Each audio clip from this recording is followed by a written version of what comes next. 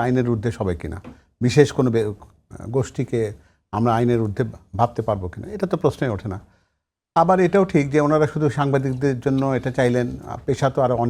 আরও ছিল যারাও ঠিক বলতে পারি যে এরকম ঠিক অভিযোগে তারা অভিযুক্ত হয়েছেন, সেই অভিযোগে তাদেরও তো কারাবরণ করতে হয়েছে। তো সেক্ষেত্রে তারা কথাটি সার্বজনীন কথাটা বলেছেন কিনা।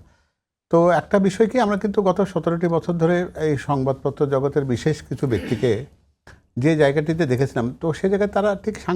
সাংবাদিকতা করতেন কিনা এই নিয়ে কিন্তু জনমনে একটা প্রশ্ন আছে, যে আপনারা নিজে জানেন যে, এবং একটা ব্যক্তিকে ফ্যাসিস্ট হয়ে ওঠার পেছনে বা স্বৈরিণী হয়ে ওঠার পেছনে ভূমিকা তো কারো না কারো অনেকটাই ছিল, অবদান তো কারোটা ছোটো করে দেখা যাবে না।